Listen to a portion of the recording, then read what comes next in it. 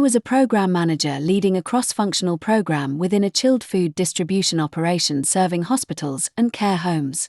During a heatwave, a supervisor proposed releasing 2 trailers whose temperature logs had a 40-minute gap so we could meet the hospital cutoff. I had to protect patient-facing quality standards while avoiding unnecessary disposal and service failure. I considered releasing on spot checks, rejecting both loads immediately, or quarantining them while reconstructing the full temperature evidence. I stopped release, checked independent pallet probes, called the refrigeration engineer, and traced the logger outage to a flat gateway battery rather than confirmed temperature loss. I kept both trailers quarantined, split urgent hospital lines, sourced verified stock from a nearby depot, and required quality, not operations, to approve any release.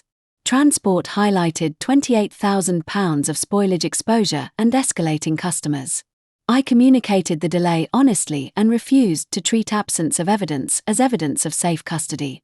When 6 pallets showed probe readings close to the limit, I rejected those pallets and released only stock with continuous corroborating evidence after quality approval.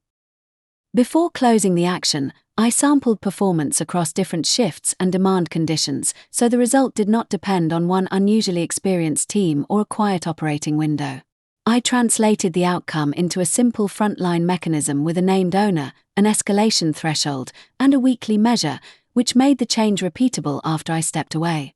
I also documented the operating assumptions, named the owner for each follow-up action, and set a clear review date so that temporary controls could not quietly become permanent.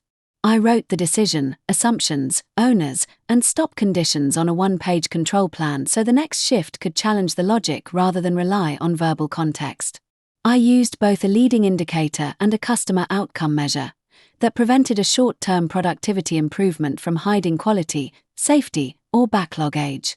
During implementation, I stayed at the operating point for the first cycle, asked frontline employees what the mechanism missed, and changed only one variable at a time. I assigned named owners for each checkpoint and made escalation thresholds visible in the shift huddle, which reduced ambiguity when I was not physically present. After stabilization, I compared the result with the original baseline, checked for cost or defect displacement, and documented the mechanism for the other shifts. Before committing, I asked a supervisor who disagreed with me to identify the weakest assumption, then converted that concern into a measurable checkpoint rather than relying on consensus.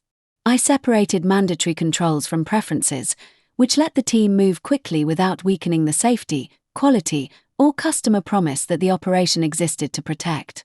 For each alternative, I estimated the likely customer impact, labor requirement, operational reversibility, and worst credible failure, and I explained why my chosen path offered the best balance.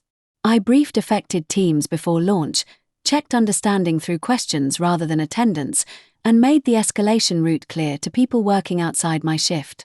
I also protected normal operations by defining which work would pause, which work would continue, and who could authorize expansion beyond the initial controlled scope. At every review point, I compared actual performance with the assumption that justified the decision. When they diverged, I changed the plan rather than defending the original recommendation.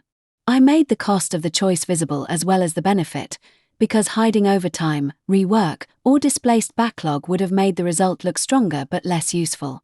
Once the immediate issue was resolved, I held a short review with frontline representatives and partner teams, captured what failed in the original mechanism, and assigned permanent actions.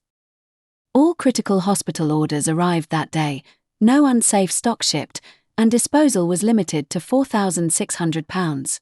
We added battery alarms and a departure interlock. Missing log events fell from 7.25 to 0 for 6 months. High standards require a clear independent release mechanism and creative recovery around the standard, never reinterpretation of the standard to protect a metric.